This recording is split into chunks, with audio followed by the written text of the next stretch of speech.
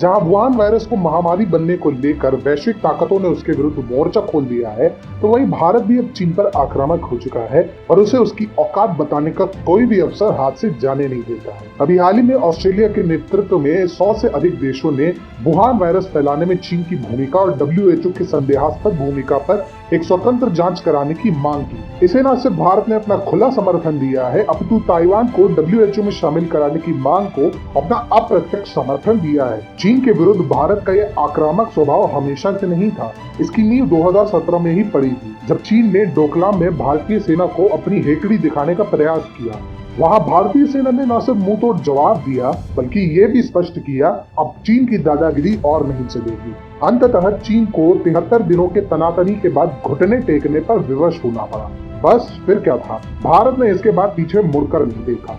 2019 में जब पूरी दुनिया इस बात पर नजर रखी हुई थी कि पीएम मोदी आरसेप समझौते पर हस्ताक्षर करेंगे या नहीं, तब पीएम मोदी ने सबको चौंकाते हुए इस समझौते पर हस्ताक्षर करने से साफ मना कर दिया। आरसेप के अंतर्गत इसके 10 सदस्य देशों यानी Brunei, Cambodia, Indonesia, Laos, Malaysia, Myanmar, Philippines, Singapore, Thailand, Vietnam और इनके 6 FTA पार्टनर्स चीन, जापान, दक्षिण कोरिया, ऑस्ट्रेलिया, न्यूजीलैंड इत्यादि के बीच एक फ्री ट्रेड समझौता प्रस्तावित था। ये सभी देश चाहते थे कि भारत जल्द से जल्द इस डील पर साइन कर दे, लेकिन तब भारत की ओर से पीएम मोदी ने साफ कर दिया था कि भारत किसी भी डील पर साइन करने से पहले अपने हितों को देखेगा और अभी उनकी अंतरात्मा इस डील पर साइन करने के लिए उन्हें इजाजत नहीं देती है। ये निर्णय आज वुहान वायरस से आई महामारी के समय किसी वरदान से कम सिद्ध नहीं हुआ है। आज जब पूरी दुनिया का चीन से मोह भंग हो चुका है, तो ऐसे समय में भारत इस मौके का पूरा लाभ उठाने की स्थिति में दिखाई दे रहा है। ऐसा इसलिए क्योंकि बड़ी संख्या में विदेशी कंपनियां चीन से अपना सारा सामान समेटकर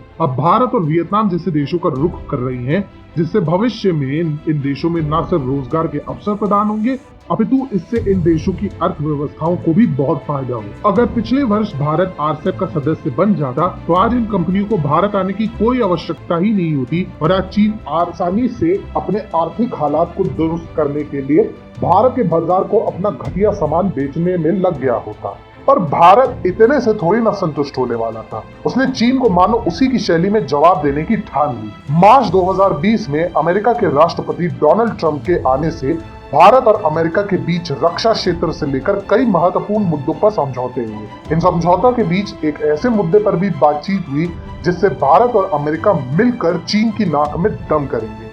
ये साझेदारी है ब्लू डॉट नेटवर्क की। ट्रंप ने प्रेस कॉन्फ्रेंस के दौरान कहा था कि ऑस्ट्रेलिया, जापान के साथ मिलकर ब्लू डॉट नेटवर्क को विस्तार देने को लेकर भी दोनों देशों के बीच में बात हुई है। भारत ने भी इस नेटवर्क पर अपनी रुचि दिखाई है। बता दें कि BDN की औपचारिक घोषणा 4 नवंबर 2019 को थाईलैंड के बैंकॉक में इंडो पैसिफिक बिजनेस फोरम में हुई। इसमें अमेरिका के साथ जापान और ऑस्ट्रेलिया भी है और अब भारत भी जुड़ गया है। अब यहाँ ब्लू डॉट नेटवर्क को भी समझ लेते हैं। अगर किसी देश को बंदरगाह बनवाना है और कर्ज की आवश्यकता है, तो वो देश इन ब्लू डॉट नेटवर्क के जरिए अप्लाई कर सकता है। इनके विशेषज्ञ उस प्रोजेक्ट के बारे में आर्थिक मूल्यांकन तथा अन्य विषयों पर अच्छे से अध्ययन कर एक रिपोर्ट तैयार करेंगे, जिससे उन्हें IMF, वर्ल्ड बैंक और अन्य वित्तीय संस्थानों से आर्थिक सहायता मिलना आसान होगा। ये निर्णय इसलिए भी महत्वपूर्ण है क्योंकि चीन अपनी आक्रामक नीति पर चलते हुए BRI यानी बेल्ट एंड रोड इनिशिएटिव का विस्तार कर रहा है। अब भारत, अमेरिका, जापान और ऑस्ट्रेलिया के साथ मिलकर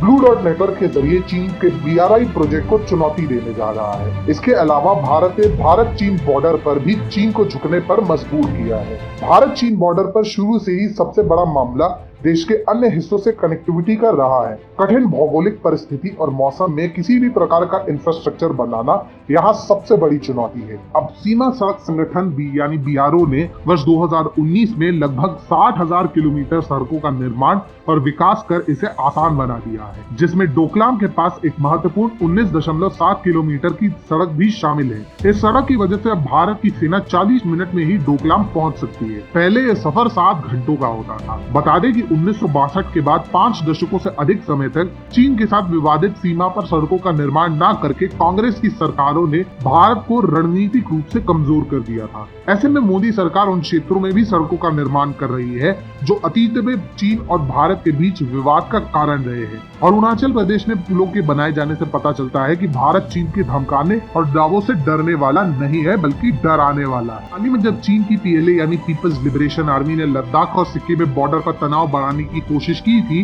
तब भारत ने न केवल इसका मुंहतोड़ जवाब दिया बल्कि चीन को मजा चखाते हुए उसके खिलाफ कोरोना पर जांच की मांग का समर्थन भी किया। इसके बाद चीन ने ये रोना धोना शुरू कर दिया कि भारत ने उसके क्षेत्र में अवैध निर्माण किया है। पीएम मोदी के नेतृत्व में इस नए भारत ने चीन को स्पष्ट संदेश दिया है